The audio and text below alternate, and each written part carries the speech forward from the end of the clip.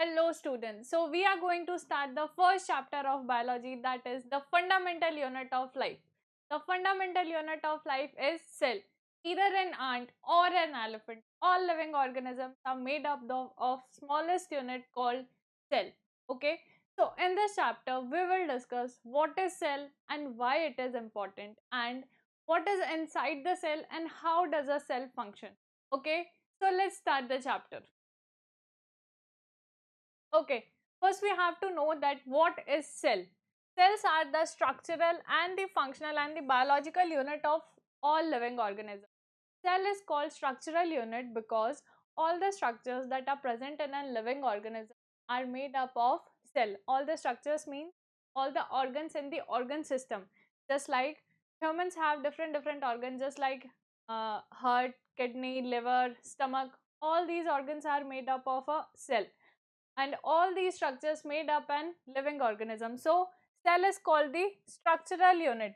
Cell is called as the functional unit because हमारे अंदर जो भी functions हो रहे हैं, है ना, जो भी metabolic reactions हो रही है, just like digestion, respiration, circulation, इन सबको कौन कंट्रोल कर रहा है? ये सब कहाँ हो रही है? कहाँ हो रही है? ये सेल के अंदर. So cell is called as the functional unit. Cell is also called as the biological unit क्योंकि हमारी बॉडी के अंदर जो भी स्ट्रक्चर्स है वो किससे बन रहे हैं? सेल से. और हमारी बॉडी के अंदर जो भी सारे फंक्शंस हो रहे हैं उनको कौन परफॉर्म कर रहा है? सेल. इसलिए सेल को क्या बोलते हैं? Biological unit of living organism. Okay. Cells are also known as the building blocks. Cells are called as building blocks because जैसे कि एक बिल्डिंग किससे बनी हुई होती है? बहुत सारी ब्रिक से मिलके एक बिल्डिंग बनती है ना. वैसे ही जो हमारी बॉडी है वो किससे बनी हुई है? बहुत सारे सेल्स से मिलके बनी हुई है. ठीक है. तो सेल्स को क्या बोलते हैं? Building blocks of life. Okay. Cell is also called as the functional unit.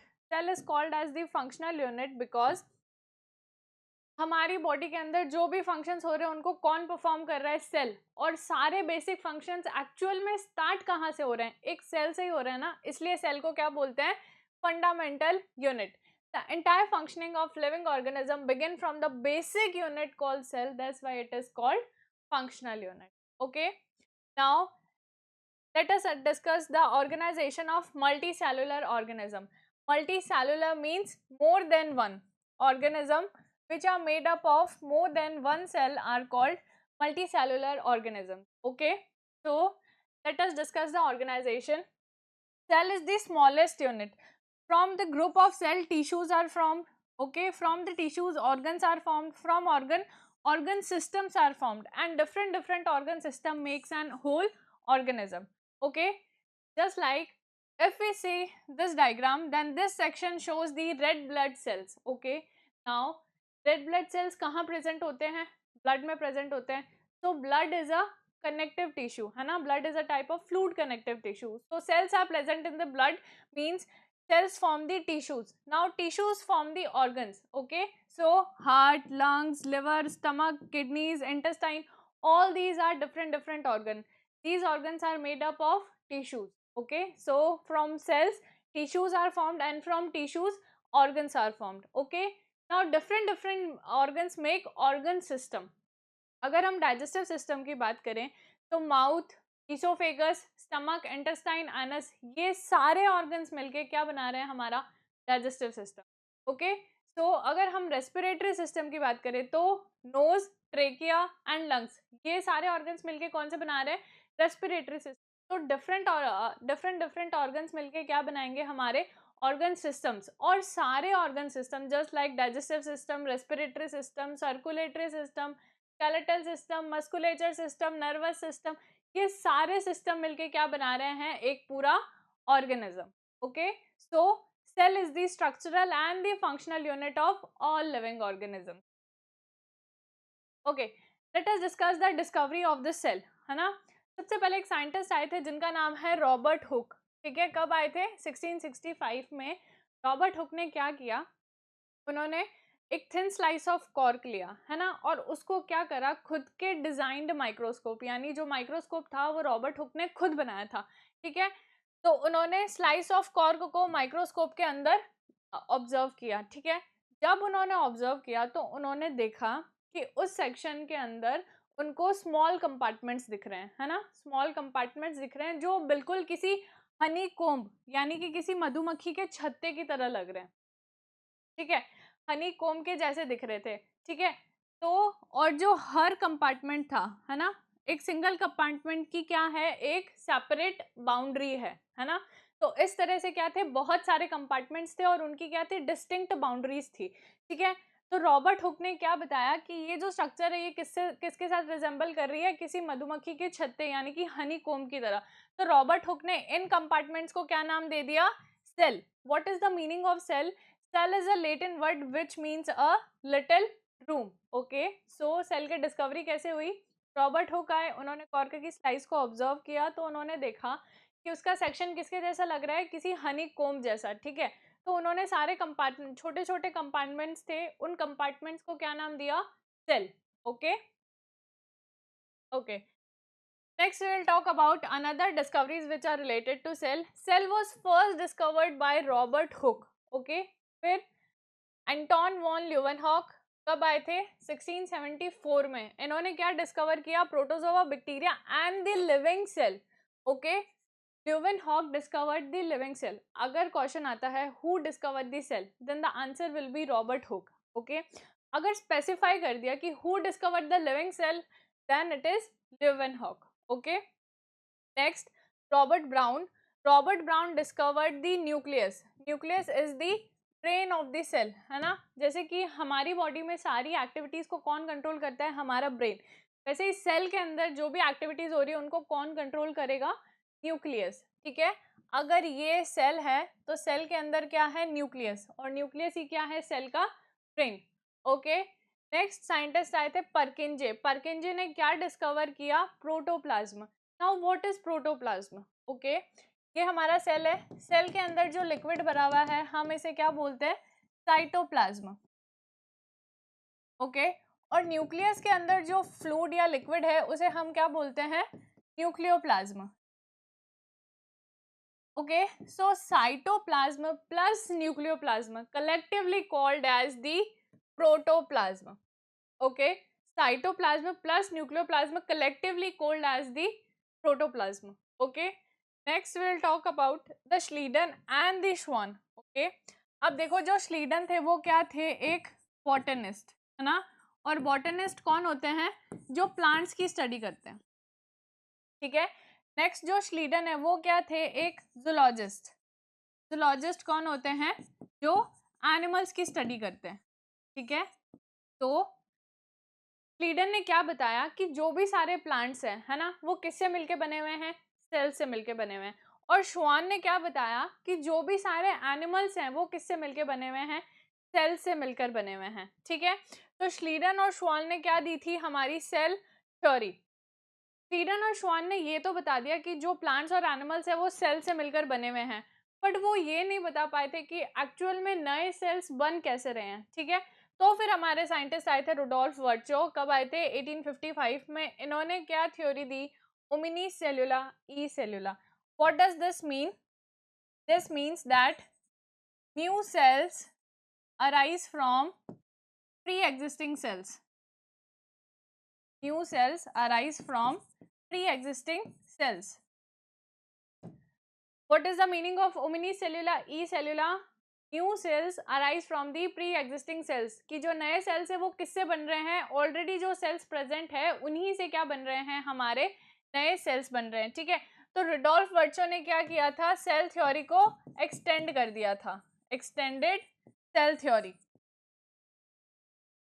Okay, so now let us discuss what is cell theory, what are the statements of cell theory. All living organisms are made up of cells, either plant, animals or microorganism. All living organisms are made up of cells and the new cell arises from the pre-existing cells. This means omnicellular e-cellular. Okay. Okay. So question, what is the structural and the functional unit of life? So option A is cell, option B is organism, option C tissues, and option D organ. We know that cell is the structural and the functional unit of life, and from cell an organism, tissues or organs are formed. So cell is the smallest structural and the functional unit of life. Okay. Next question, which scientist proposed the cell theory?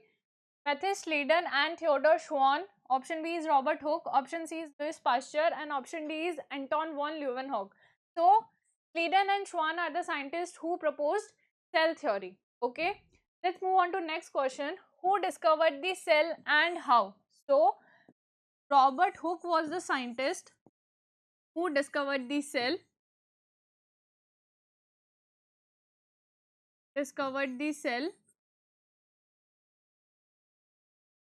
And Robert Hooke discovered the cell in the cork. Okay. Robert Hooke discovered the cell in the cork. What does he observe? That the cork section of the cork resemble the honeycomb, है ना, किसी मधुमक्खी के छत्ते की तरह लग रहे थे, और क्या थे उनमें, स्मॉल कंपार्टमेंट्स थे. ठीक है, तो उन स्मॉल कंपार्टमेंट्स को रॉबर्ट हुक ने क्या नाम दे दिया? सेल. ओके. हर एक कंपार्टमेंट की क्या थी? एक distinct boundary. Okay. Okay, let us discuss organism on the basis of number. So, organisms are of two types, that is unicellular and the multicellular. Okay, जैसा कि हमें पता चल रहा है, यूनी मीन्स क्या होता है? One, and cellular means made up of cell. तो वो सारे ऑर्गेनिज्म जो सिंगल सेल यानी कि वन सेल से मिलकर बने हैं, वो किस में आ जाएंगे? यूनिसेलुलर ऑर्गेनिजम्स में. ठीक है. Next talk about multi cellular. What is multi? Multi means more than one. Okay, more than one. So the organism which are made up of more than one cell are known as multicellular. Okay. Examples of unicellular organisms are paramecium and bacteria.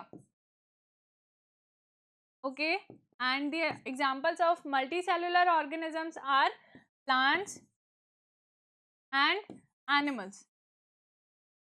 Okay, fungi are also multicellular organisms. So organisms are of two types on the basis of number: unicellular, which are made up of only single cell, and multicellular, which are made up of more than one cell. Examples are paramecium and bacteria, and examples of multicellular are fungi, plants and animals. Okay, let us discuss the different shapes of cell. Cells are of different shape on the basis of their functions. Okay, so let us discuss the shape. First is the nerve cell. Nerve cell is elongated cell.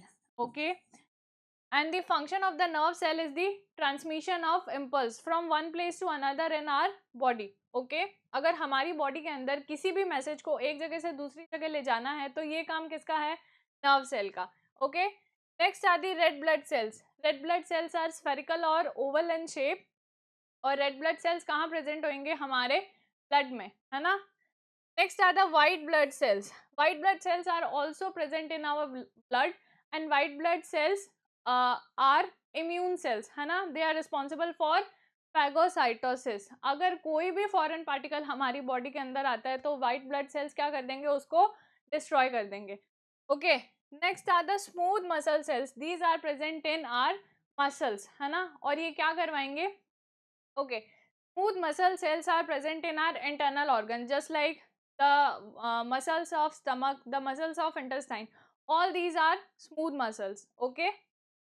Next, we will talk about the sperm and the ovum cell. The sperm and the ovum cells are the reproductive cells. They will help in the reproduction of an organism. Okay. Next is the bone cell. Bone cell will help in the formation of bones, and as we know, bone form the skeleton system of our body or any organism. Okay. So these are the different shape of the cell, and on the basis of their different shape, cell perform different functions. Okay. Okay. Next is the cell size. Okay, अब cell size में बहुत छोटे भी हो सकते हैं और बड़े भी हो सकते हैं. सेल डिफरेंट साइज के हो सकते हैं, है ना. तो हम बात करते हैं सबसे लार्जेस्ट सेल की. सबसे लार्जेस्ट सेल कौन सा है? Egg of N ostrich. Okay. और अगर हम बात करें सबसे स्मॉलेस्ट सेल की, तो सबसे स्मॉलेस्ट सेल कौन सा है? Mycoplasma. Mycoplasma are bacterias. Okay, they are also known as PPLO. What is the full form of PPLO?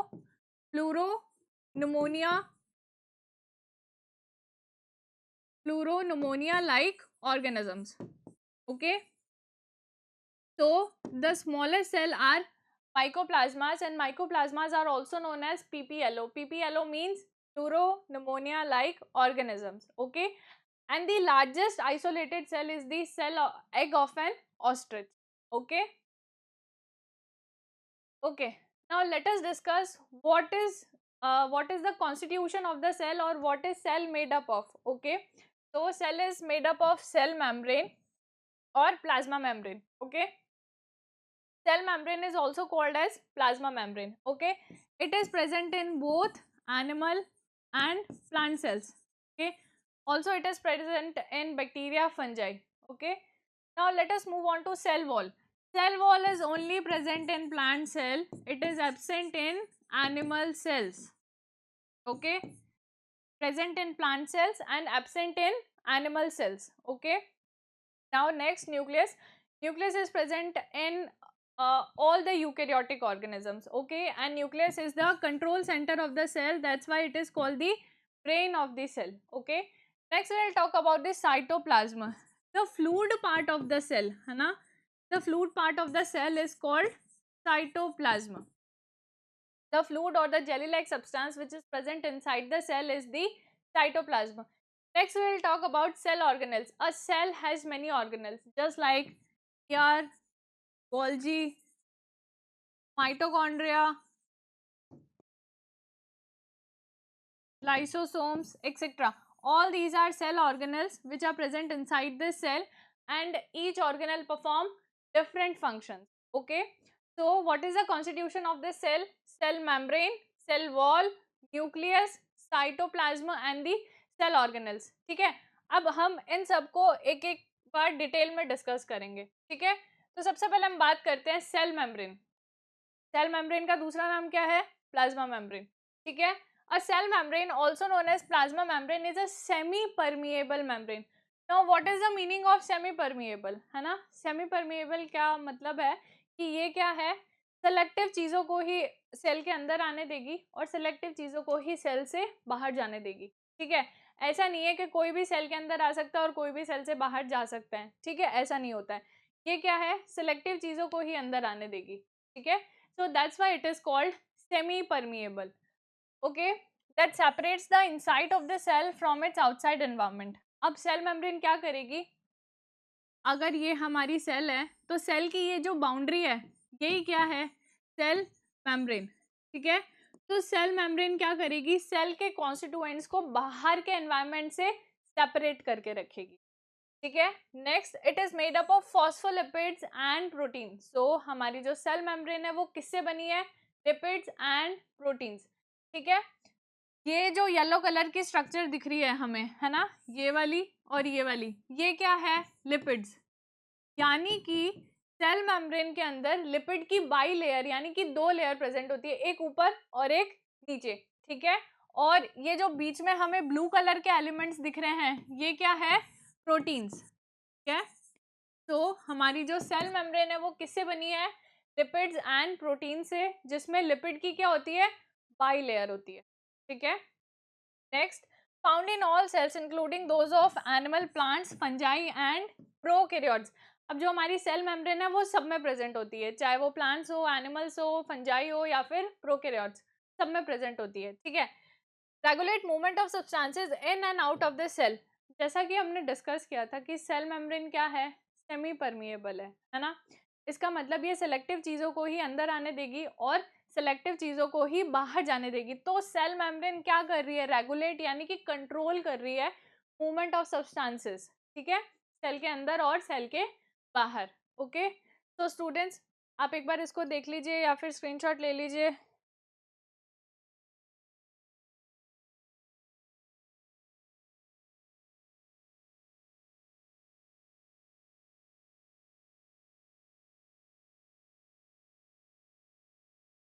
Okay, so students I hope आपने देख लिया होगा. Let's move on to next. Okay, now we will discuss transport across cell membrane. अभी हमने discuss किया कि cell membrane से क्या हो रहा है, मूवमेंट हो रहा है. तो ये मूवमेंट एक्चुअल में हो कैसे रहा है ना, अब हम वही डिस्कस करेंगे. तो हमें पढ़ना है active and the passive transport. What is active and the passive transport? Active transport, substances move from their lower to higher concentration. ठीक है, अगर हम मानते हैं कि ये क्या है, हमारी सेल मेम्ब्रेन है और ये हमारी सेल है ना, सेल के अंदर कोई भी सब्सटेंस है और सेल के बाहर भी सेम सब्सटेंस है. ठीक है, तो एक्टिव ट्रांसपोर्ट के अंदर क्या हो रहा है, सब्सटेंसेस कहाँ मूव करेंगे, from there lower to higher concentration, मतलब कम कंसंट्रेशन से ज्यादा कंसंट्रेशन की तरफ. अब अगर अपन यहाँ देखें तो दिख रहा है कि सेल के अंदर इस सब्सटेंस की कंसंट्रेशन क्या है, कम है, और सेल के बाहर ज्यादा है. तो सब्सटेंस कहाँ मूव करेंगे, from lower to higher concentration, यानी कि कम से ज्यादा की तरफ, मतलब अंदर से सेल के बाहर की तरफ. ओके, अगर अपन पैसिव ट्रांसपोर्ट की बात करें तो सब्सटेंसेस कहाँ से कहाँ मूव करेंगे, from higher to lower concentration. That means higher concentration कहाँ है, सेल के बाहर, और कम कहाँ है, सेल के अंदर. तो सब्सटेंसेस कहाँ मूव करेंगे, from outside to the inside of the cell. Okay, next, energy is required in the form of ATP. अब क्योंकि क्या हो रहा है, एक्टिव ट्रांसपोर्ट में सब्सटेंस कहाँ मूव कर रहे हैं, लो से हाई की तरफ, यानी ये क्या हो रहा है, अगेंस्ट द कंसंट्रेशन ग्रेडियंट. ठीक है, जो हमारा कंसंट्रेशन ग्रेडियंट है वो कैसा होता है, फ्रॉम हाई टू लो, है ना, बट एक्टिव में कैसा हो रहा है, लो टू हाई, यानी कि अगेंस्ट द कंसंट्रेशन ग्रेडियंट. तो इसके लिए क्या करना पड़ेगा, हमें एनर्जी का यूज करना पड़ेगा. एनर्जी किस फॉर्म में यूज करेंगे हम, एटीपी की फॉर्म में. ठीक है, अब क्योंकि पैसिव ट्रांसपोर्ट में जो ट्रांसपोर्ट है वो कैसा हो रहा है, अलोंग द कंसंट्रेशन ग्रेडियंट, तो यहाँ पे कोई एनर्जी की रिक्वायरमेंट नहीं है. ठीक है, नेक्स्ट, एक्टिव ट्रांसपोर्ट कैसा है, फास्ट मूवमेंट, और पैसिव है स्लो मूवमेंट. ठीक है, पैसिव ट्रांसपोर्ट के थ्रू लार्जर मॉलिक्यूल्स का भी ट्रांसफर हो सकता है, और पैसिव के थ्रू स्मॉलर मॉलिक्यूल्स या फिर वाटर का ही ट्रांसपोर्ट होता है. ठीक है, so this is the difference between active and the passive transport. Okay, now we will discuss diffusion and osmosis. Okay, diffusion and osmosis are the types of passive transport. First, we will discuss about diffusion. Diffusion is the net movement of molecule from a region of higher concentration to lower concentration. ठीक है, अगर कोई भी molecule high concentration से low concentration की तरफ जा रहा है तो इसे हम क्या बोलेंगे, diffusion. Okay, next, osmosis. What is osmosis? Movement of water molecules. ठीक है, अब देखो डिफ्यूजन में क्या हो रहा था, डिफ्यूजन में अपन ने बोल दिया मॉलिक्यूल. अब वो मॉलिक्यूल कुछ भी हो सकता है, चाहे सॉलिड हो, चाहे लिक्विड हो, चाहे गैस हो, कोई भी मॉलिक्यूल का जो ट्रांसफर है वो डिफ्यूजन के थ्रू हो सकता है. ठीक है, बट ऑस्मोसिस के केस में हमने स्पेसिफिक कर दिया है मूवमेंट ऑफ वाटर मॉलिक्यूल्स. ठीक है, ऑस्मोसिस के थ्रू क्या होगा, वाटर का मूवमेंट होगा across a semi-permeable membrane from a region of higher concentration to lower concentration. ठीक है, तो ऑस्मोसिस में क्या है, वाटर का मूवमेंट होगा from high to low concentration through a semipermeable membrane. ठीक है, अब देखो डिफ्यूजन के अंदर हमने कहीं पे भी मेम्ब्रेन का मेंशन नहीं किया है, बट ऑस्मोसिस में क्या है, जब सेमी परमिएबल मेम्ब्रेन के थ्रू वाटर का ट्रांसपोर्ट होगा तब वो क्या होगा, osmosis. Okay, next we will discuss types of osmosis. Osmosis is of two types. First is endoosmosis. Endo means in, है ना, तो अगर जो सॉल्वेंट यानी कि लिक्विड मॉलिक्यूल, ठीक है, तो अगर water molecules, the solvent molecules move inside the cell, अगर वाटर मॉलिक्यूल सेल के अंदर आएंगे, है ना, तो सेल क्या हो जाएगी, टर्गिड, यानी कि सेल क्या हो जाएगी, फूल जाएगी, स्वेलअप हो जाएगी. ठीक है, इसी को क्या बोलते हैं, एंडोऑस्मोसिस. जब वाटर सेल के अंदर आएगा तो सेल कैसी हो जाएगी, स्वेलअप हो जाएगी. स्वेलअप कंडीशन को क्या बोलते हैं, टारगेट कंडीशन. ठीक है, ये क्या है, एंडोऑस्मोसिस. ओके, नेक्स्ट हम बात करते हैं एक्सो. एक्सो नाम से पता चल रहा है एग्जिट. ठीक है, जब जो वाटर मॉलिक्यूल्स है वो क्या करेंगे, सेल से बाहर की तरफ मूव करेंगे, तो बताओ सेल कैसी हो जाएगी, श्रिंक हो जाएगी ना. ठीक है, इसी को क्या बोलते हैं, एक्सोऑस्मोसिस. एंडो मीन्स पानी अंदर आ रहा है तो सेल स्वेल हो जाएगी, और एक्सो मीन्स पानी बाहर जा रहा है तो सेल कैसी हो जाएगी, सिंक हो जाएगी. ठीक है, ओके, नेक्स्ट हम डिस्कस करते हैं टाइप्स ऑफ सॉल्यूशन। ठीक है, तो 3 तरह के सॉल्यूशन होते हैं, hypotonic, isotonic and the third one is hypertonic. Okay, देखो स्टूडेंट्स, एक चीज पहले कर लेते हैं अपन। अगर ये कंटेनर है ना, और इस कंटेनर में वाटर है, तो वाटर यहाँ पे क्या है, सॉल्वेंट। ठीक है, अगर मैं इसमें सॉल्ट या शुगर डाल देती हूँ ना, मान लेते हैं मैंने इसमें शुगर डाल दी। ठीक है, तो ये शुगर क्या हो जाएंगे, सॉल्यूट पार्टिकल्स। ठीक है, जो लिक्विड है यानी कि जो वाटर है वो क्या है, सॉल्वेंट, और जो मैंने इसमें शुगर ऐड करी है वो क्या हो जाएंगे, सॉल्यूट। ठीक है, तो सबसे पहले हम बात करते हैं आइसोटोनिक सॉल्यूशन की, फिर हम इनको कंपेयर करके हाइपो और हाइपरटोनिक सॉल्यूशन करेंगे। ठीक है, तो आइसोटोनिक सॉल्यूशन में क्या है, isotonic solution has the same concentration of solute as the cell cytoplasm. ठीक है, तो अगर मैंने किसी सेल को,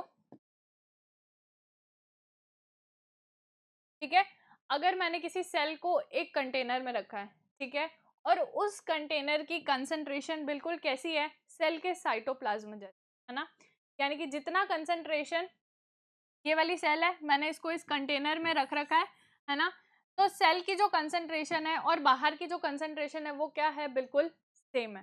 ठीक है, अपन ने क्या पढ़ रखा है, अभी पढ़ा था अपन ने ऑस्मोसिस, है ना, पानी का मूवमेंट कहाँ होता है, from higher to low concentration.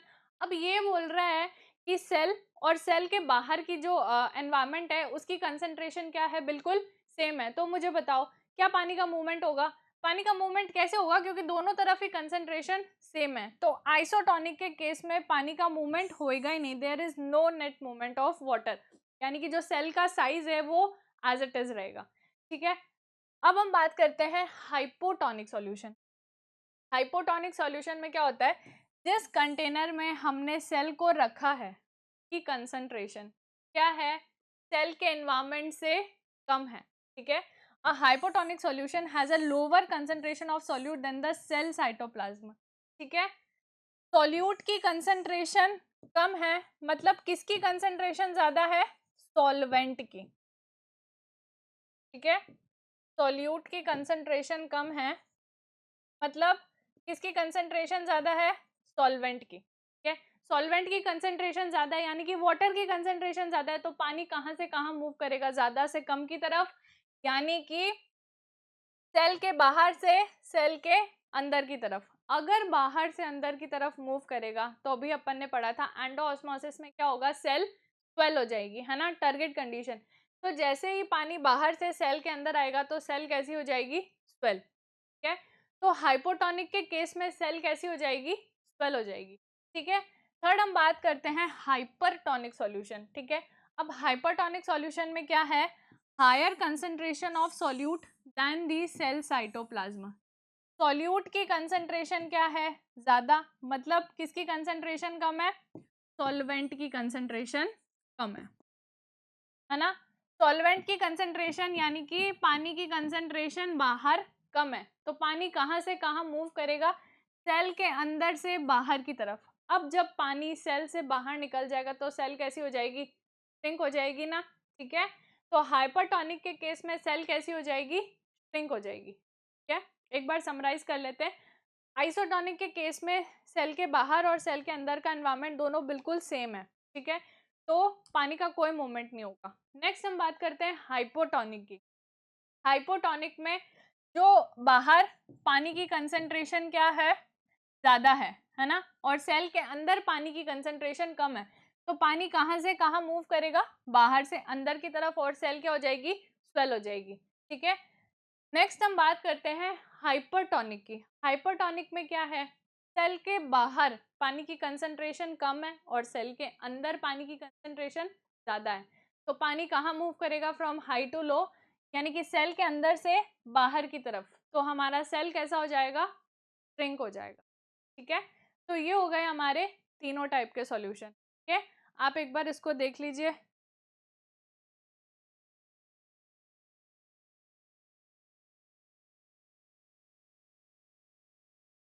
Okay, तो आई होप स्टूडेंट्स आपने देख लिया होगा। नेक्स्ट नेक्स्ट टॉपिक है cell wall. Okay, cell wall is present in bacteria, fungi and plants. Okay, तो सेल वॉल क्या है? Non living rigid outer covering of the plant cell, है ना। अभी हमने डिस्कस किया था सेल मेम्ब्रेन। तो अगर मैं मानूं कि ये क्या है, सेल मेम्ब्रेन, तो सेल मेम्ब्रेन के बाहर जो लेयर है वो क्या होगी, यानी कि ये वाली क्या होगी, सेल वॉल। ठीक है, तो कंपोज्ड मेनली ऑफ सेल्यूलोज, जो हमारी सेल वॉल है वो किसकी बनी है, सेल्यूलोज की। ठीक है, अगर हम बात कर रहे हैं प्लांट सेल की, तो प्लांट सेल की जो सेल वॉल है वो किससे बनी है, सेल्यूलोज की। ठीक है, next, provide structural strength and lies outside the plasma membrane, जो हमारी सेल वॉल है वो कहाँ है, सेल मेम्ब्रेन या प्लाज्मा मेम्ब्रेन के बाहर की तरफ है। ठीक है, next, what is plasmolysis, occurs in the living plant cells when they lose water through osmosis। ना, अभी हमने डिस्कस किया था हाइपरटोनिक सॉल्यूशन, है ना। जब हम क्या करते हैं, सेल्स को हमने हाइपरटोनिक सॉल्यूशन में रखा है, तो क्या होगा, सेल में से पानी बाहर आ जाएगा और सेल कैसी हो जाएगी, श्रिंक हो जाएगी। तो प्लाज्मोलाइसिस क्या होता है कि ऑस्मोसिस के थ्रू पानी का सेल से बाहर आना, यही क्या है, प्लाज्मोलाइसिस। ठीक है, result in the shrinkage of the cell contents away from the cell wall. ठीक है, तो जब वाटर कंटेंट सेल से बाहर आ जाएगा, तो सेल के अंदर का जो भी कंटेंट है वो क्या हो जाएगा, सेल मतलब श्रिंक हो जाएगा, है ना। इसी को हम क्या बोलते हैं, प्लाज्मोलाइसिस। अब ये क्या है, हमारी नॉर्मल सेल, और प्लाज्मोलाइज सेल कैसी होगी, ये जो सारा कंटेंट है ये क्या हो जाएगा, श्रिंक हो जाएगा। ठीक है, नेक्स्ट हम बात करते हैं, cell wall permits the cell of plants, fungi and bacteria to withstand very dilute or hypotonic solution external media without bursting। ठीक है, in such media the cell tend to take up water through osmosis। अब देखो क्या है, ये है अपना hypotonic solution. ठीक है, ये क्या है, हाइपोटोनिक, यानी यहाँ पे क्या है, पानी की कंसंट्रेशन ज्यादा है। ठीक है, अब इसमें अपन ने रख दी,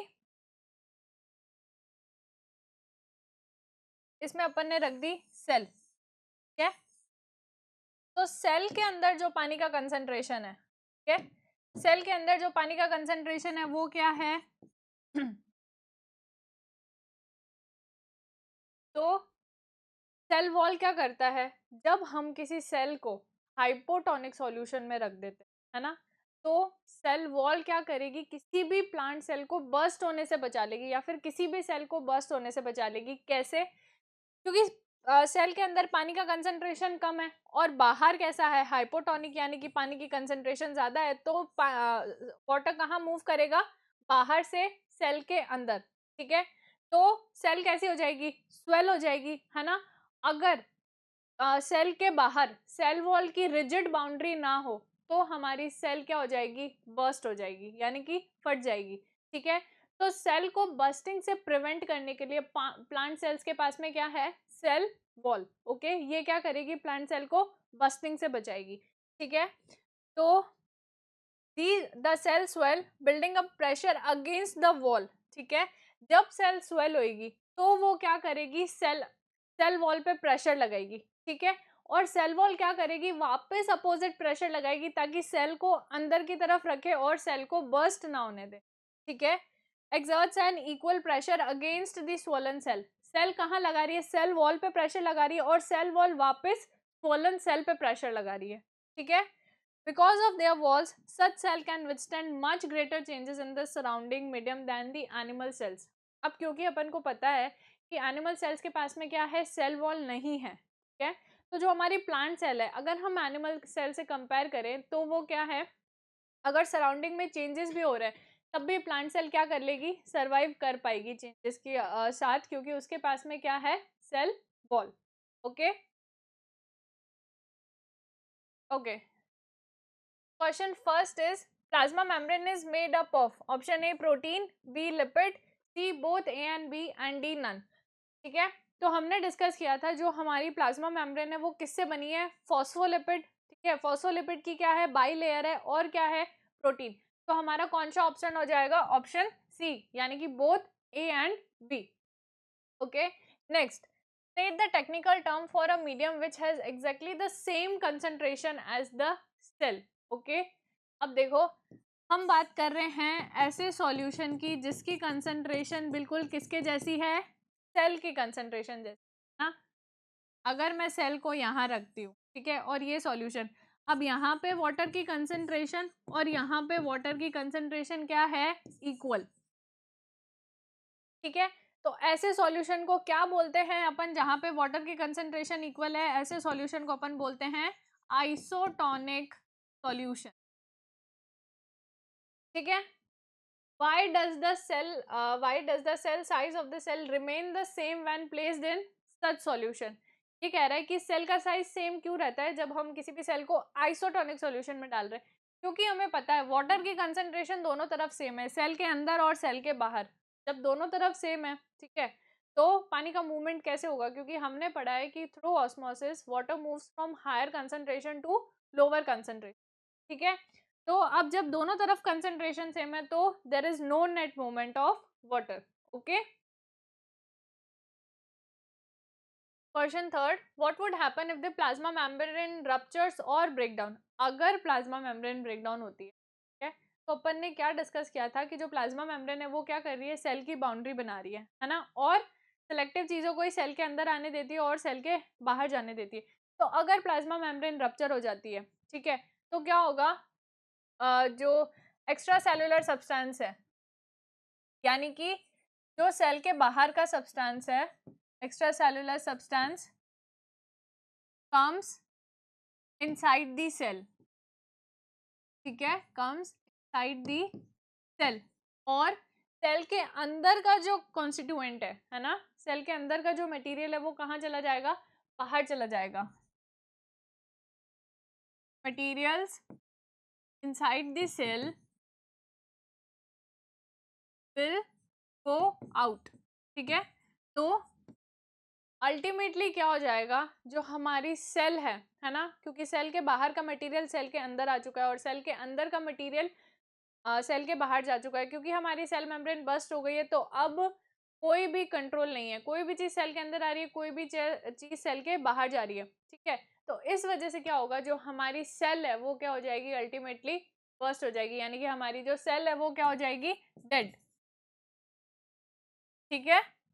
अगर हमारी प्लाज्मा मेम्ब्रेन रप्चर हो जाती है तो क्या होगा, कोई भी सब्सटेंस सेल के अंदर आ रहा है और कोई भी सब्सटेंस सेल के बाहर जा रहा है, कोई कंट्रोल ही नहीं है ना, तो इसकी वजह से क्या होगी, हमारी सेल डेड हो जाएगी, ठीक है। Say the two difference between the cell wall and the cell membrane, ठीक है, ये है हमारी सेल वॉल और ये है हमारी सेल मेम्ब्रेन, ठीक है।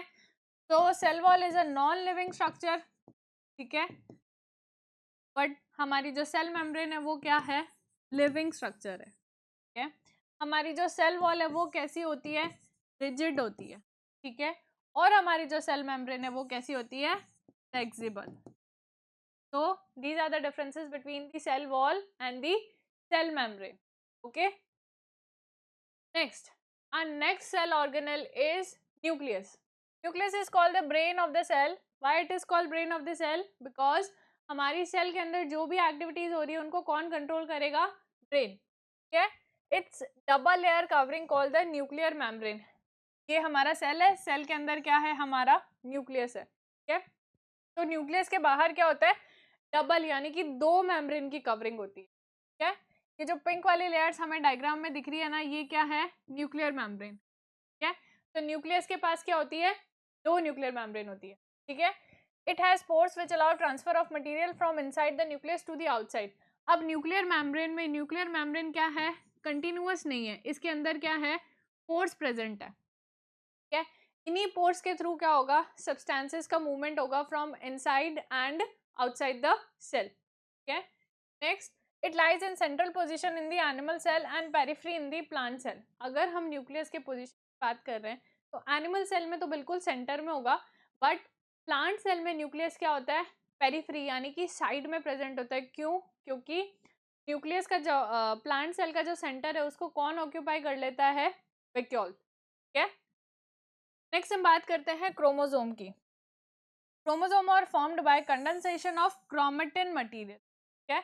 ये है हमारा न्यूक्लियस, न्यूक्लियस के अंदर क्या होता है, क्रोमेटिन मटेरियल, यानी कि इस तरह से थ्रेड लाइक स्ट्रक्चर्स है, ठीक है, जो पूरे न्यूक्लियस में स्प्रेड हुए हैं, ठीक है। तो ये क्रोमेटिन मटेरियल का कंडेंसेशन होगा और इनके कंडेंसेशन से क्या बनेगा, एक प्रॉपर रॉड शेप क्रोमोसोम, ठीक है। So nucleus contain chromosomes which are rod shaped structures visible only when the cell divide, ठीक है।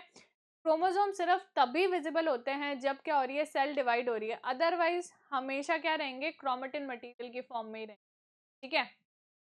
Chromosome are responsible for inheritance of character from parents to offspring in the form of DNA, ठीक है। तो inheritance क्या होता है, parents से बच्चों के अंदर कैरेक्टर्स का जाना, है ना। जैसे कि हम बोलते हैं ना कि इस बच्चे की आंखें तो अपने पापा जैसी है, या इस बच्ची के बाल अपनी मम्मी जैसे हैं, ठीक है। तो ये सब जो कैरेक्टर्स है, इनके लिए कौन रिस्पॉन्सिबल है, क्रोमोसोम, ठीक है। और क्रोमोसोम के ऊपर भी क्या होता है, डीएनए। मेनली डीएनए क्या है, इनहेरिटेंस के लिए रिस्पॉन्सिबल है, ठीक है। Chromosomes are composed of DNA and protein, तो जो हमारे क्रोमोसोम है वो किससे बने हुए हैं, डीएनए और प्रोटीन से, ठीक है। Functional segments of the DNA are called genes. What are genes, ठीक है। अगर ये हमारा क्रोमोसोम है तो क्रोमोसोम के ऊपर क्या होंगे, डीएनए, ठीक है। अगर मैं मानती हूँ क्रोमोसोम के ऊपर इस तरह से डीएनए के सेगमेंट्स हैं, ठीक है, तो डीएनए के जो सारे सेगमेंट्स होते हैं वो फंक्शनल नहीं होते हैं, डीएनए के सिर्फ कुछ ही सेगमेंट्स होते हैं जो फंक्शनल होते हैं, ठीक है। तो उन्हीं फंक्शनल सेगमेंट्स को हम क्या बोलते हैं, जीन्स, ठीक है। Okay, so what is the function of nucleus? It helps in the transmission of hereditary characters from the parents to offspring. अभी हमने डिस्कस किया था जो न्यूक्लियस है, यानी न्यूक्लियस के अंदर भी क्रोमोसोम्स है, क्रोमोसोम्स के ऊपर डीएनए है। डीएनए एक्चुअली इनहेरिटेंस के लिए रिस्पॉन्सिबल है। Inheritance means transfer of characters from parents to offspring, okay. It function as the control centre of cell as it control cell metabolism and cell activities. Nucleus को क्या बोलते हैं, control centre, क्योंकि ये क्या कर रहा है, सेल की सारी एक्टिविटीज को और मेटाबॉलिज्म को कंट्रोल कर रहा है, ठीक है। Division of nucleus is essential for cell division. Cell division के लिए पहले न्यूक्लियस का डिवाइड होना बहुत जरूरी। सेल डिवीजन में पहले न्यूक्लियस का डिवीजन होगा, उसके बाद में साइटोप्लाज्म का डिवीजन होगा, तब एक सेल से दो नई सेल्स बनेगी, ठीक है। इसलिए सेल डिवीजन के लिए भी न्यूक्लियस का डिवाइड होना बहुत जरूरी है, ठीक है। Next, what are prokaryotes and eukaryotes, ठीक है। तो प्रोकैरियोट्स क्या है, group of organism that lack a cell nucleus और any other membrane bound organelle, ठीक है। प्रो का मतलब क्या होता है, primitive. What is the meaning of pro, primitive, and karyon means nucleus, ठीक है। तो ऐसे ऑर्गेनिज्म जिनके पास में प्रिमिटिव टाइप का न्यूक्लियस है, प्रिमिटिव टाइप न्यूक्लियस मींस उनके पास क्या, न्यूक्लियर मेम्ब्रेन और भी कुछ ये सारे ऑर्गेनेल्स नहीं है, ठीक है। तो प्रोकैरियोट्स के पास में क्या होएगा, न्यूक्लियस नहीं है, यानी कि न्यूक्लियर मेम्ब्रेन नहीं है, ठीक है, और बाकी सारे भी मेम्ब्रेन बाउंड ऑर्गेनेल्स नहीं है। Prokaryote cell consist of large DNA molecule compacted in area of the cytoplasm called nucleoid, ठीक है। प्रोकैरियोट्स का एग्जांपल क्या है, बैक्टीरिया। तो ये है बैक्टीरिया का साइटोप्लाज्म, ठीक है। तो जो बैक्टीरिया का डीएनए है ना, वो क्या रहेगा, साइटोप्लाज्म में ऐसे ही बिखरा हुआ रहेगा, ठीक है। और वो स्पेस है ना जहाँ पे जो हमारा डीएनए है वो प्रेजेंट है, उसे हम क्या बोलते हैं, न्यूक्लियोइड, ठीक है। Prokaryotes are single celled organism. Prokaryote जो होते हैं वो सिंगल सेल्ड यानी कि एक ही सेल से, यानी कि यूनिसेलुलर ऑर्गेनिजम्स हैं, ठीक है, एंड आर रफली 1 माइक्रोमीटर इन डायामीटर, ओके। नेक्स्ट हम बात करते हैं यूकैरियोट की। यूकैरियोट क्या है, whose cells contain complex structure inside the membrane, ठीक है। अब जो यूकैरियोट्स है उनके अंदर क्या होगी, कॉम्प्लेक्स स्ट्रक्चर्स प्रेजेंट होगी और उन सबके बाहर क्या होगी, मेम्ब्रेन्स होगी, ठीक है। Next, the defining membrane bound the structure sets eukaryotic cell apart from prokaryote cell is the nuclear or the nuclear envelope, ठीक है। अब प्रोकैरियोटिक सेल में और यूकैरियोटिक सेल में एक्चुअल डिफरेंस क्या है ना, कि जो प्रोकैरियोट्स है उनके पास में न्यूक्लियर मेम्ब्रेन नहीं है, पर जो यूकैरियोटिक ऑर्गेनिज्म है उनके पास क्या है, न्यूक्लियर मेम्ब्रेन है, ठीक है।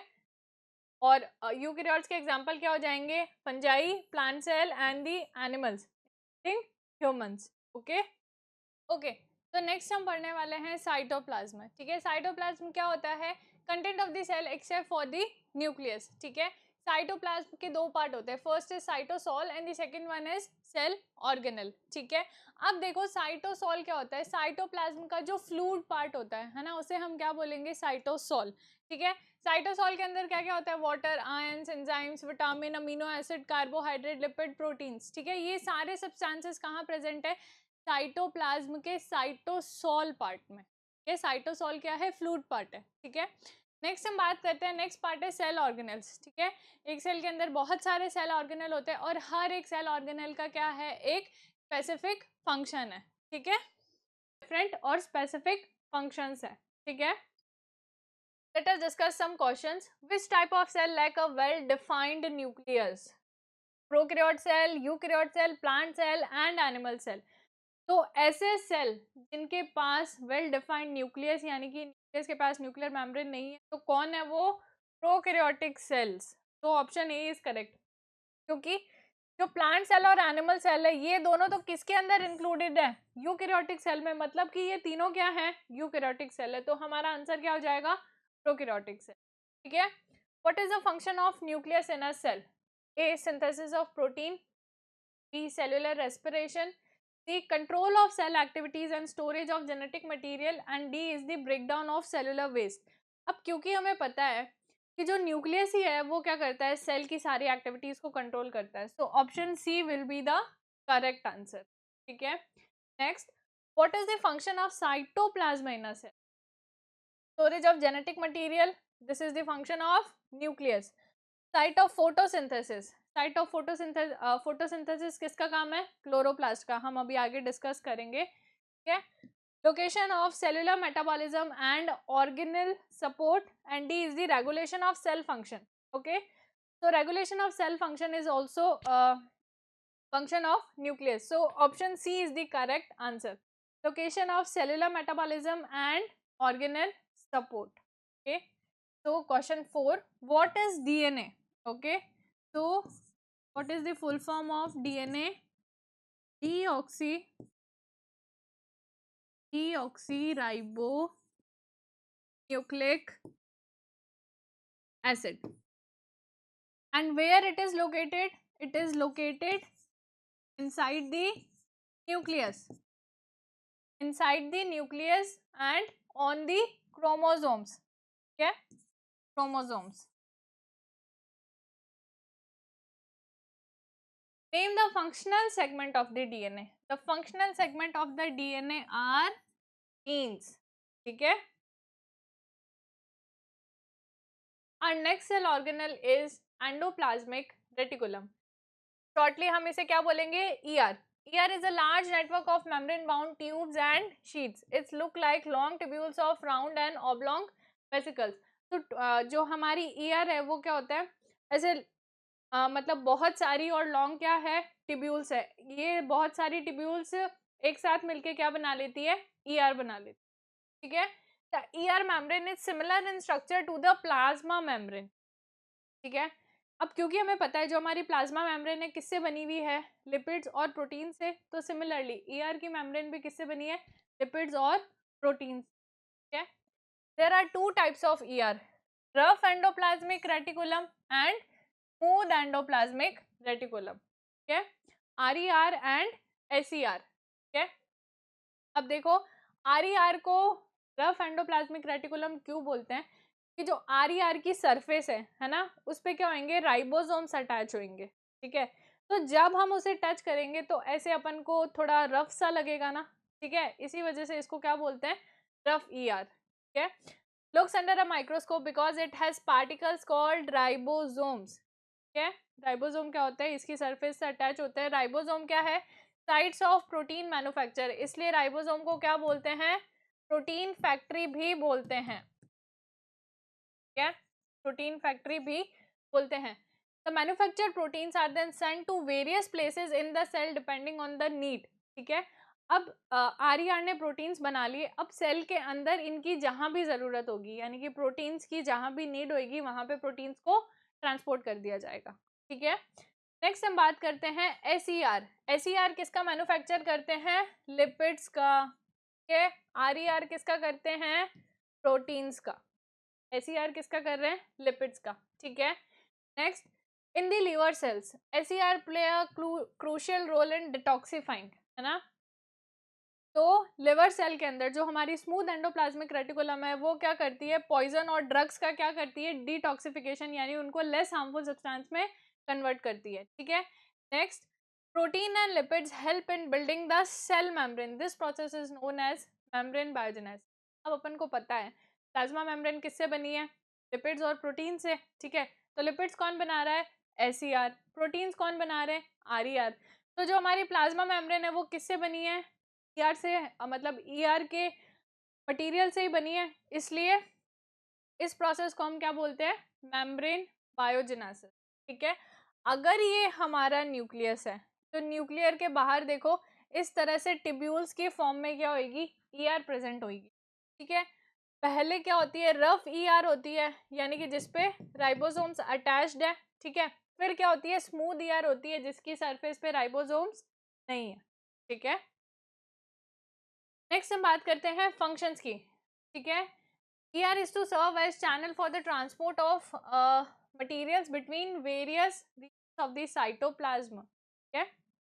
अब देखो क्योंकि ER क्या है ना, ER क्या है, टिब्यूल्स की फॉर्म में है, और ER, ठीक है, न्यूक्लियस से लेके सेल मेम्ब्रेन, अगर मैं मान रही हूँ ये मेरी सेल मेम्ब्रेन है, ये क्या है, मेरी सेल मेम्ब्रेन है, ठीक है।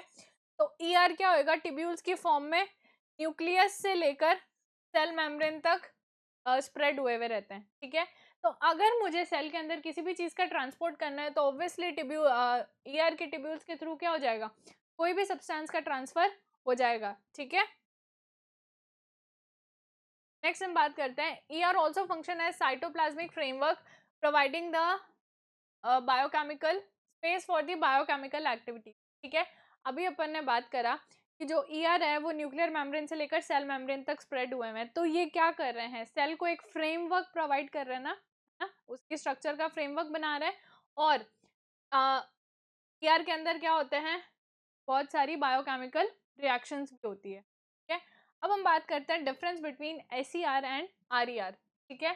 तो SER पे क्या होते हैं, राइबोसोम्स एब्सेंट होते हैं, जबकि RER पे क्या होते हैं, राइबोसोम प्रेजेंट होते हैं, ठीक है। SER क्या करती है, लिपिड्स और स्टेरॉइड्स बनाती है, RER क्या करती है, प्रोटीन्स बनाती है, ठीक है।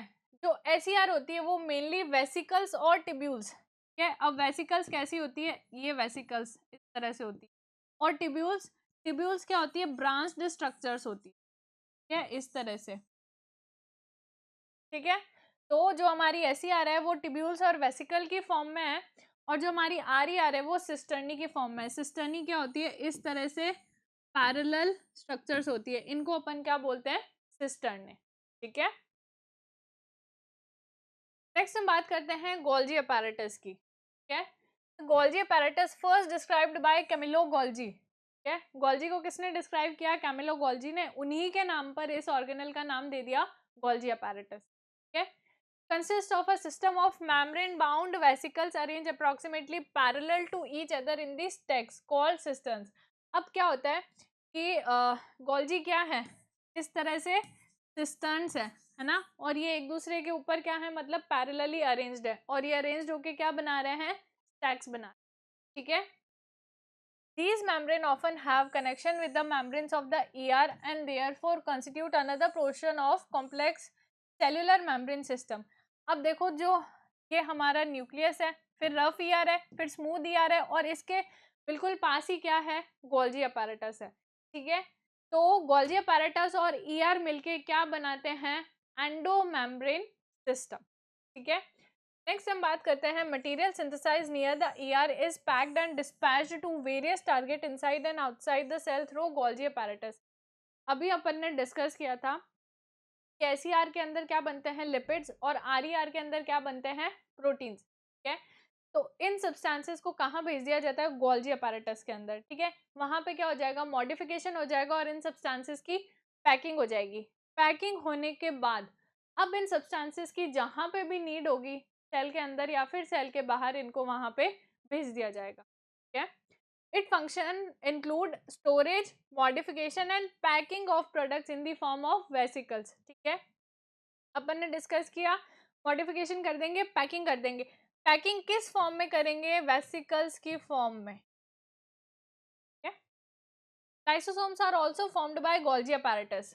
अब जो लाइसोसोम है यानी कि जो हम नेक्स्ट ऑर्गेनल पढ़ने वाले हैं वो भी कहाँ से बनते हैं? गोल्जी अपैरेटस से। गोल्जी अपैरेटस से ये जो वेसिकल्स के फॉर्म में निकल रहे हैं ये क्या है? लाइसोसोम। पर हर वेसिकल लाइसोसोम नहीं है। लाइसोसोम के अंदर स्पेसिफिकली क्या होते हैं? डाइजेस्टिव एंजाइम्स होते हैं। ठीक है, तो नेक्स्ट स्ट्रक्चर्स क्या है? Lysosome. Lysosomes are membrane bound sacs filled with digestive enzymes. Lysosome के अंदर क्या है? Digestive enzymes. और ये डाइजेस्टिव एंजाइम्स कौन बना रहा है? आरईआर। ठीक है, next, lysosomes are kind of waste disposal system. ठीक है, इनको क्या बोलते हैं? वेस्ट डिस्पोजल सिस्टम, क्योंकि ये क्या करते हैं? Clean by digesting any foreign material as well as worn out organelle. अगर सेल के अंदर कोई भी फॉरेन मटेरियल ना, फॉरेन मटेरियल मींस कोई भी चीज जो बाहर से आ रही है, कोई भी पैथोजन, बैक्टीरिया, वायरस, कुछ भी हो गया है ना, तो फॉरेन मटेरियल या फिर वॉर्न आउट ऑर्गेनल्स मतलब अगर कोई भी सेल ऑर्गेनल है वो डैमेज हो गया है ना, तो इन सब चीजों को सेल से हटाने का काम किसका है? लाइसोसोम का। इसलिए लाइसोसोम को क्या बोलते हैं? Waste disposal system. ठीक है, lysosome break complex substances into simpler substances and are able to do this because they contain powerful digestive enzyme। अब लाइसोसोम क्या करते हैं? कॉम्प्लेक्स यानी कि बड़े बड़े सब्सटेंसेस को सिंपल यानी कि छोटे छोटे सब्सटेंसेस में तोड़ देते हैं। ठीक है, और ये काम वो कैसे करते हैं? क्योंकि उनके अंदर क्या है? डाइजेस्टिव एंजाइम्स है। ठीक है, during the disturbance in the cellular metabolism when the cell gets damage. Cellular metabolism यानी कि जब सेल अपना काम कर रही है ना, उस टाइम पे अगर सेल डैमेज हो जाती है तो लाइसोसोम क्या करते हैं? लाइसोसोम बर्स्ट हो जाते हैं। ठीक है, तो लाइसोसोम अगर बर्स्ट हो जाएंगे तो लाइसोसोम के अंदर जो डाइजेस्टिव एंजाइम है वो क्या आ जाएंगे? पूरे मतलब बाहर आ जाएंगे और पूरे सेल में स्प्रेड हो जाएंगे और क्या कर देंगे? सेल का लाइसिस कर देंगे। ठीक है, इसलिए लाइसोसोम्स को क्या बोलते हैं? Suicidal bags of the cell. ठीक है, अभी हमने डिस्कस किया था कि जो लाइसोसोम बनते हैं वो कहाँ से बनते हैं? गोल्जी अपैरेटस से बनते हैं। लाइसोसोम के अंदर क्या है? Digestive enzymes. ठीक है, नेक्स्ट हम बात करते हैं माइटोकॉन्ड्रिया की। Mitochondria are known as the power house of the cell. ठीक है, अब जो माइटोकॉन्ड्रिया है उसके बाहर क्या है? टू मेम्ब्रेन्स है। तो आउटर मेम्ब्रेन है वो क्या है? पोरस। पोरस मीन्स अगर हम मान रहे हैं ये हमारा माइटोकॉन्ड्रिया है तो ये क्या है? माइटोकॉन्ड्रिया की आउटर मेम्ब्रेन है। ठीक है, पोरस मीन्स माइटोकॉन्ड्रिया की जो मेम्ब्रेन है उस पर क्या प्रेजेंट होंगे? पोर्स यानी कि छोटे छोटे होल्स होंगे। ठीक है, जहां से कोई भी सब्सटेंस अंदर आ सकता है और बाहर जा सकता है। ठीक है, आउटर मेम्ब्रेन तो कैसी है? पोरस है। और इनर मेम्ब्रेन क्या है? Deeply folded. ये जो फोल्डेड स्ट्रक्चर है यही क्या है? हमारी इनर मेम्ब्रेन है। तो इनर मेम्ब्रेन कैसी है? Deeply folded. और इन फोल्ड्स को अपन क्या बोलते हैं? क्रिस्टी। ठीक है, ये फोल्ड्स क्या करते हैं? Increase surface area for ATP generating chemical reactions. ये सरफेस एरिया क्या करते हैं? एटीपी जनरेशन के लिए सरफेस एरिया को इंक्रीज करते हैं। अगर सरफेस एरिया ज्यादा होगा तो एटीपी का प्रोडक्शन भी ज्यादा होगा ना। ठीक है, एटीपी क्या है? The energy required for various chemical activities needed for life is released by mitochondria in the form of ATP। ठीक है, तो ATP क्या है? हमारे सेल को है ना काम करने के लिए क्या चाहिए? एनर्जी। और वो एनर्जी कौन प्रोवाइड करवा रहा है? माइटोकॉन्ड्रिया। इसलिए माइटोकॉन्ड्रिया को क्या बोलते हैं? Power house. अब माइटोकॉन्ड्रिया जो एनर्जी है वो किस फॉर्म में अवेलेबल करवा रहा है? एटीपी की फॉर्म में, है ना। ठीक है, तो एटीपी क्या होता है? Adenosine triphosphate. What is the full form of ATP? Adenosine triphosphate. ठीक है, ATP is known as the energy currency of the cell। Okay, mitochondria are strange organelles in the sense that they have their own DNA and ribosome।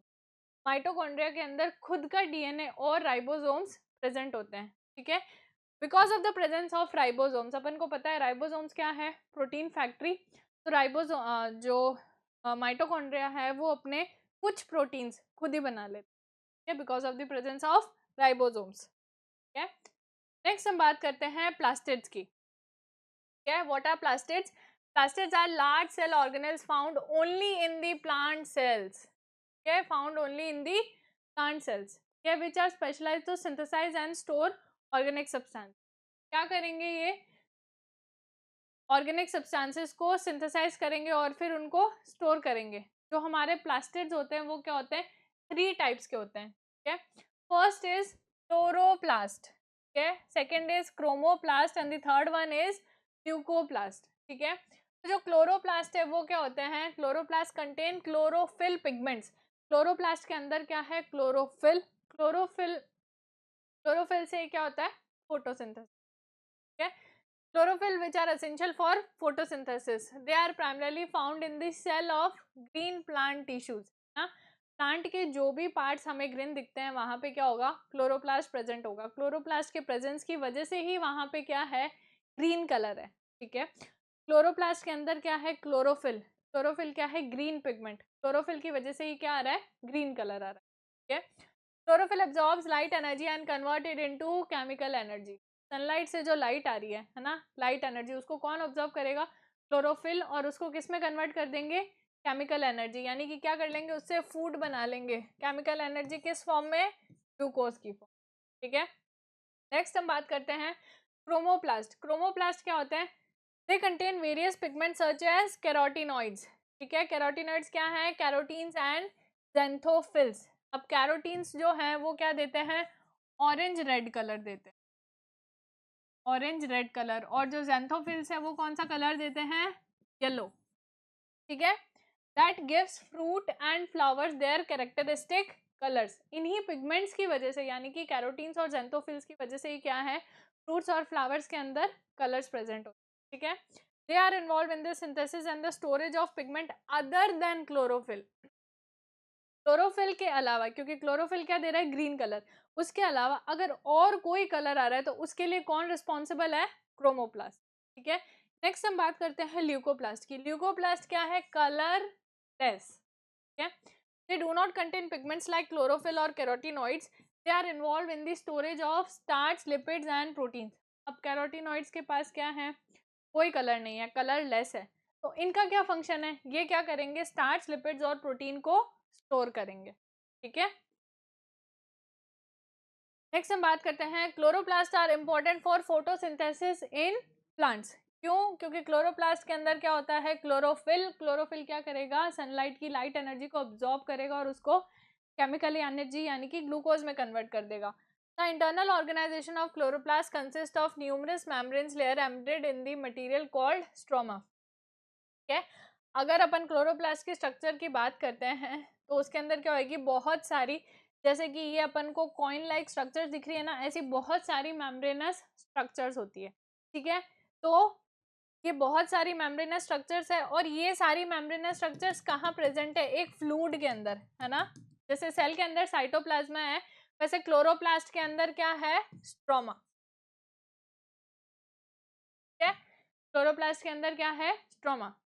Like the mitochondria, plastid also have their own DNA and the ribosome. Mitochondria के जैसे plastids के अंदर भी क्या होता है, DNA और ribosomes होते हैं, ठीक है।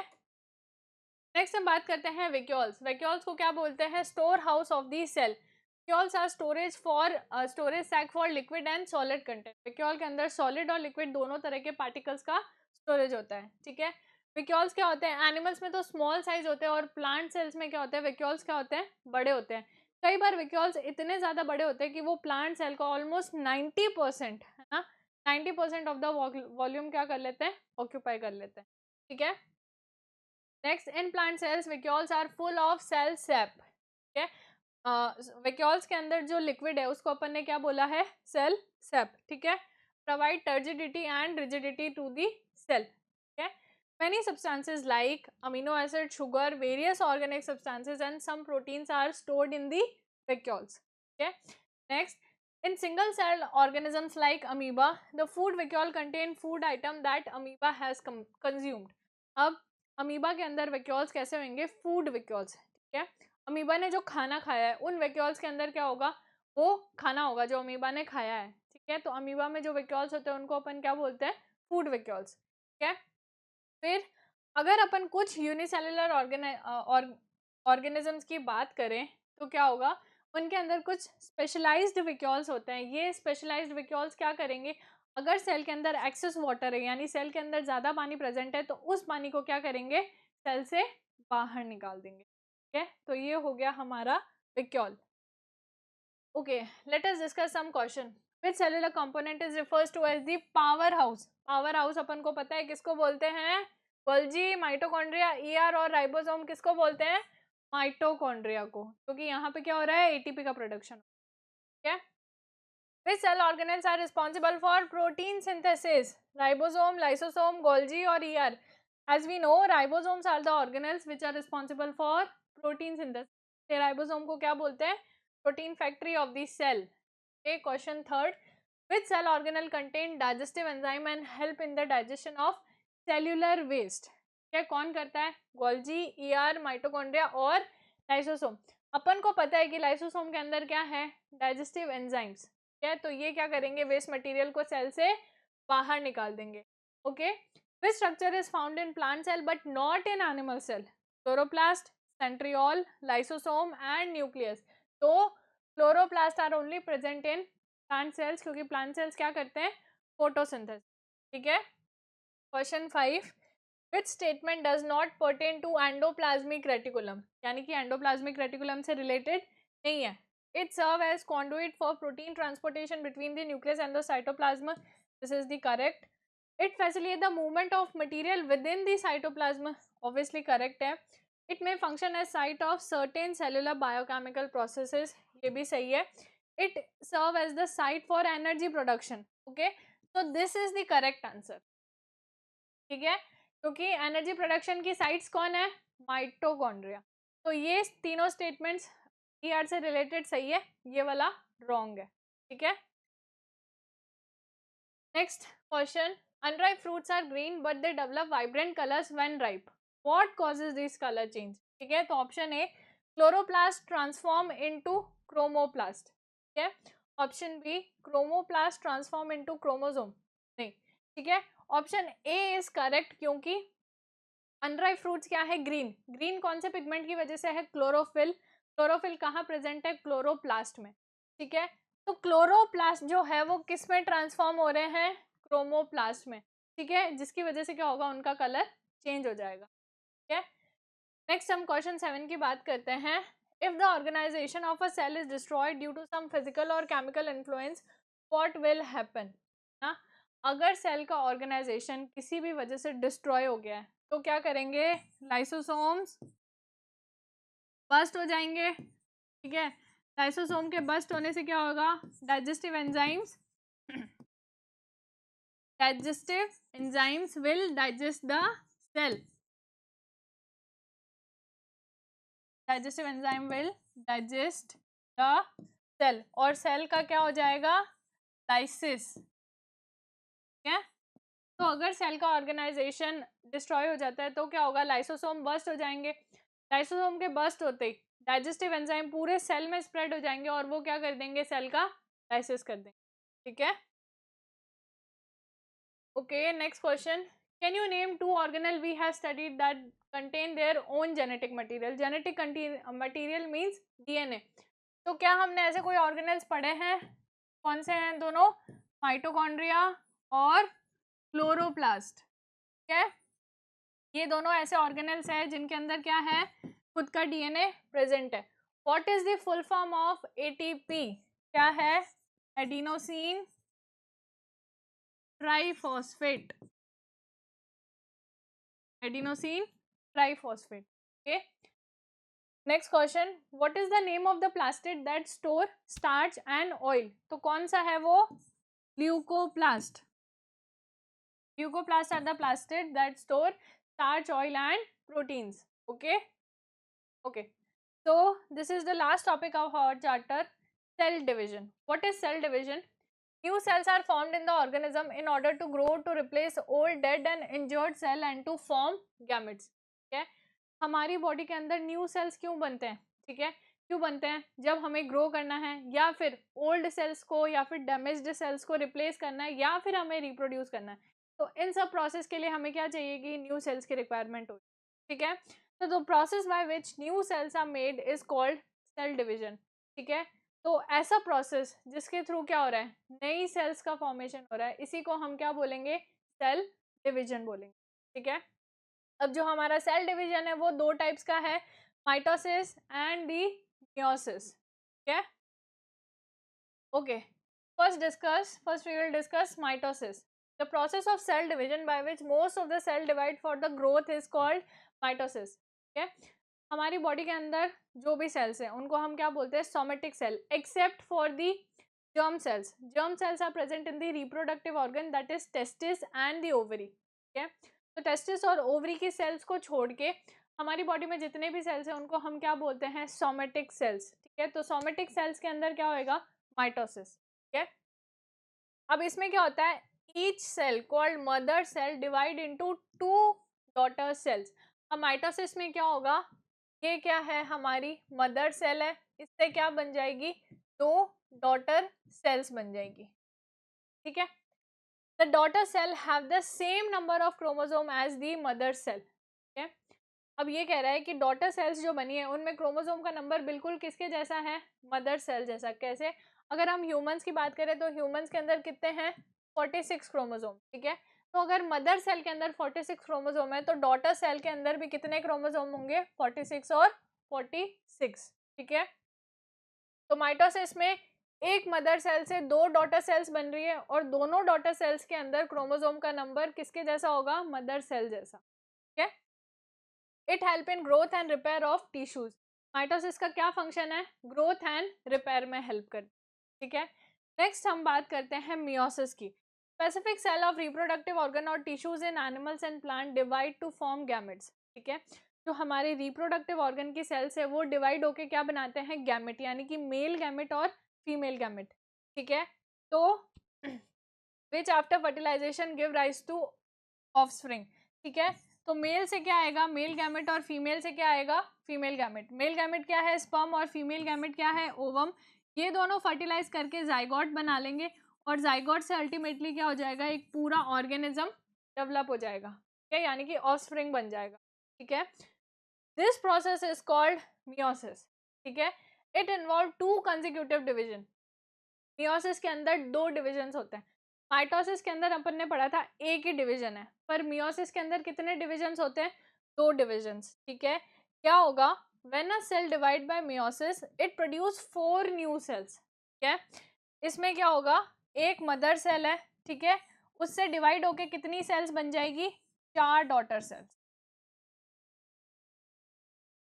ठीक है, मदर सेल से कितनी सेल्स बन रही है, 4 नई डॉटर सेल्स बन रही है. ठीक है, have half the number of chromosomes than that of the mother cell. अब ये बोल रहा है कि जो डॉटर सेल्स है उनके अंदर क्रोमोसोम का नंबर मदर से हाफ होगा. अगर 46 क्रोमोसोम प्रेजेंट है मदर सेल में, इनके डॉटर न्यूक्लियाई में कितना होगा, 23, 3 एंड 23. ओके, सो मियोसिस कहाँ होता है, रिप्रोडक्टिव सेल्स में. रिप्रोडक्टिव सेल्स से मियोसिस होके क्या बनेंगे, गैमेट्स. गैमेट से क्या बन जाएगा, हमारा ऑफस्प्रिंग. ठीक है, अब देखो ये बोल रहा है कि मियोसिस में जो डॉटर सेल्स बनी है उनमें क्या होगा, half the number of chromosome, यानी कि 23 होंगे. ठीक है, यानी कि स्पर्म के पास में कितने होंगे, 23, और ओवम के पास 23. ठीक है, जब दोनों फर्टिलाइज करेंगे, है ना, जब दोनों फर्टिलाइजेशन से जाइगोट बनाएंगे तो बताओ जाइगोट के अंदर वापस 46 क्रोमोसोम आ जाएंगे ना, क्योंकि 23 आए हैं स्पर्म से और 23 आए हैं ओवम से. इस तरह वापस 46 क्रोमोसोम बन गए ना अपने. ठीक है, तो मियोसिस से जो मदर सेल है, ठीक है, उससे 4 नई डॉटर सेल्स बनती है और चारों के अंदर क्रोमोसोम का नंबर क्या होगा, हाफ. ठीक है, okay. Next, difference between plant cell and the animal cell. ठीक है, क्या है, plant cells are usually larger in size. Plant cells बड़ी होती है और एनिमल सेल्स कैसी होती है, छोटी होती है. ठीक है, प्लांट सेल्स क्या होती है, रेक्टेंगुलर या फिर फिक्स्ड शेप की होती है, यानी कि उनकी जो शेप है वो कैसी होती है, फिक्स होती है, चेंज नहीं होती है. ठीक है, जबकि जो एनिमल सेल्स है वो राउंड और इरेगुलर. इरेगुलर या मतलब उनकी कोई भी प्रॉपर शेप नहीं है. ठीक है, प्लांट सेल के अंदर क्या होती है, सेल वॉल, जो किससे बनी है, सेल्यूलोज से बनी है. एनिमल सेल्स के अंदर सेल वॉल नहीं होती है. ठीक है, प्लांट सेल्स के अंदर क्या है, सेंटर में एक बड़ा सा वैक्यूल है जो कई बार 90% ऑफ द वॉल्यूम को कवर कर लेता है प्लांट सेल की. ठीक है, बट एनिमल सेल्स के अंदर क्या है, बहुत सारी छोटी छोटी वैक्यूल्स प्रेजेंट. ठीक है, नेक्स्ट, प्लांट सेल के अंदर क्लोरोप्लास्ट होता है जिसकी वजह से वो अपना खाना खुद बना पाते हैं, और एनिमल सेल्स के अंदर क्लोरोप्लास्ट नहीं होता है, ठीक है। इसलिए जो एनिमल्स है वो किस पे डिपेंडेंट है, प्लांट्स पे, ठीक है। नेक्स्ट, प्लांट सेल्स के अंदर लाइसोसोम्स नहीं होते हैं, एनिमल सेल्स के अंदर लाइसोसोम्स होते हैं, ठीक है। और जो प्लांट्स है वो अपना फूड है ना, जो एक्स्ट्रा फूड है, जैसे फूड क्या बना, ग्लूकोज, फोटोसिंथेसिस से क्या बनेगा, ग्लूकोज, ठीक है। तो जितना उनको काम में लेना था उतना काम में ले लिया मेटाबॉलिक एक्टिविटीज में। अब जो एक्स्ट्रा ग्लूकोज बना हुआ है उसको किस फॉर्म में स्टोर करेंगे, स्टार्च की फॉर्म में, ठीक है। वही एनिमल्स किस फॉर्म में स्टोर करेंगे, ग्लाइकोजन की, ठीक है। ओके, तो question first, as a result of mitosis how many daughter cells are formed, कितनी डॉटर सेल्स बनेंगी माइटोसिस से, एक सेल से माइटोसिस में कितनी बन रही थी, दो नई सेल्स बन रही थी, ठीक है। तो 2 इज द करेक्ट आंसर, और दोनों के अंदर जो क्रोमोसोम का नंबर था वो बिल्कुल किसके जैसा था, मदर सेल जैसा, ठीक है। Next question, as a result of meiosis how many daughter cells are formed, ठीक है। मियोसिस में एक सेल से कितनी नई सेल्स बन रही थी, 4 नई सेल्स बन रही, है ना। और चारों के अंदर क्रोमोसोम का नंबर कैसा था, अगर मदर सेल के अंदर 46 क्रोमोसोम है तो at the end of meiosis जो डॉटर सेल्स बनी है उनके अंदर half the number of chromosome हो जाएगा, और टोटल कितनी सेल्स बनेंगी, 4 नई सेल्स बनेंगी। तो 4 will be the correct answer. So students, that's it for the chapter the fundamental unit of life. I hope कि आप सबको समझ आ गया होगा, ठीक है। Okay, thank you.